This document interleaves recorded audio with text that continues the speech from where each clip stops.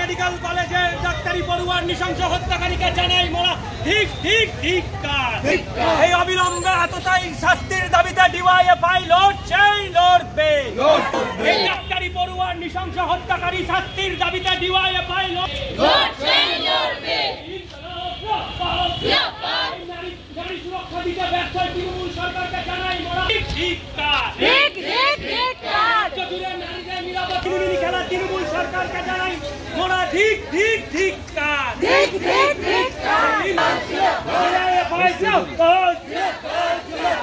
ইনকলাব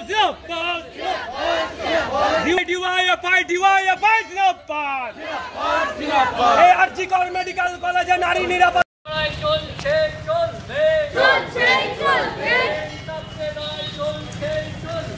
চলছে চলবে ইনকলাব জিন্দাবাদ জিন্দাবাদ চলছে চলবে চলছে চলবে লড়াই চলছে চলবে চলছে চলবে এই আরজিকরের নৃশংস হত্যাকারীদের জানাই মোরা ঠিক ঠিক ঠিক ডিওয়াইএফআই লড়বে এই দাবিতে ডিওয়াইএফআই রাজ্য জুড়ে লড়বে ইনকলাব আজকে আমাদের মূলত রাস্তা অবরোধ হচ্ছে গোটা। আপনারা জানেন যে গতকাল যে ঘটনা ঘটেছে, যে রাজ্যের এত বড় প্রতিষ্ঠান, যেই প্রতিষ্ঠান আমাদের রাজ্যের গর্ব, সেই প্রতিষ্ঠানে আরজি করে একজন ডাক্তার পরিণত ছাত্রী, তাকে হচ্ছে খুন এবং ধর্ষণ করে তাকে হত্যা করা হয়েছে। তার বিচার আমরা চাই। কালকে দেখেছেন গোটা রাজ্য জুড়ে আমাদের যারা যুব নেতৃত্ব তারা গিয়েছেন। আজকে গোটা রাজ্য জুড়ে, আজ আগামীকাল জুড়ে গোটা রাজ্য জুড়ে এই বিক্ষোভ কর্মসূচি চলবে। আজকে আমরা এখানে প্রতীকী অবরোধ করলাম এই বাবুবাড় মোড়ে।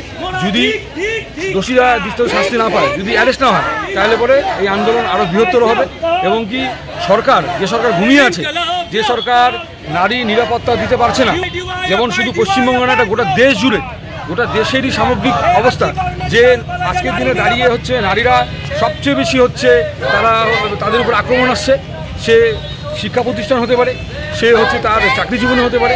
তো এই বিষয়ের উপর দাঁড়িয়ে আজকে আমরা বলছি যে আমাদের ইনসাফ চাই, যে যেখান থেকে দাঁড়িয়ে এই ঘটনা ঘটেছে আরজি করে, তার ইনসাফ আমরা চাই, দোষীদের দৃষ্টান্তমূলক আমরা শাস্তি চাই। তাই প্রতীকী অবরোধ আজকে আমরা করলাম। মিছিল করে